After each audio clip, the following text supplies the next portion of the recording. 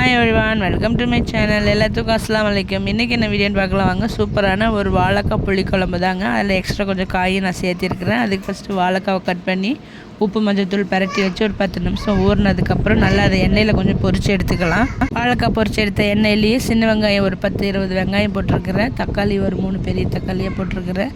பூண்டு பல் ஒரு 10 பல், அதையும் நல்லா எண்ணெயிலேயே வணக்கிக்கலாம். அந்த பச்சை வடை போனோடனே அது கொஞ்சம் ஆறட்டும், மிக்சியில் அரைக்கணும். வேற ஒரு பாத்திரம் வச்சு தேவையான அளவு எண்ணெய் ஊற்றி வெந்தயம் வெங்காயம் எல்லாம் போட்டு எண்ணெயில் நல்லா வணக்கி விட்டுட்டு கத்திரிக்காய், முருங்கைக்காய், மாங்காய், சுண்டைக்காய், வாழைக்காய் எல்லா காயும் போட்டிருக்கேங்க. எல்லாத்துலேயும் 2 போட்டிருக்கிறேன். எல்லாம் சேர்ந்து புளிக்குழம்பு வச்சு சாப்பிடும்போது செம்ம டேஸ்ட்டாக இருக்குங்க.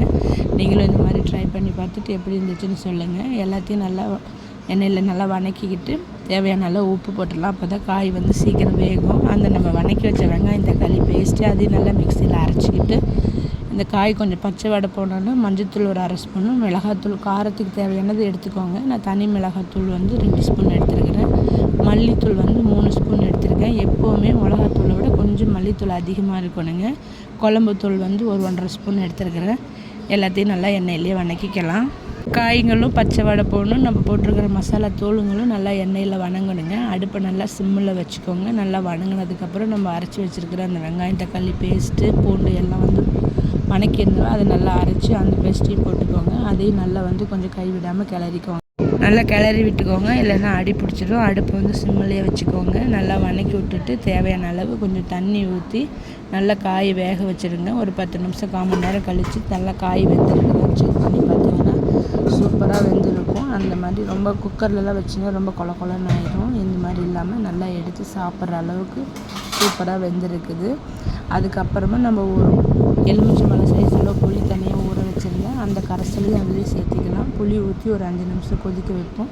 கொதித்ததுக்கப்புறம் நல்லா இந்த மாதிரி எண்ணெய் பிரிஞ்சு வர நேரத்தில் மாங்காவை போட்டுக்கலாம். அப்போ தான் மாங்காய் வந்து கரையாமல் இருக்கும். மாங்காய் புளிப்பு அதிகமாக இருந்துச்சுன்னா புளி ஊற்றுறதை வந்து கொஞ்சம் கம்மி பண்ணிக்கோங்க.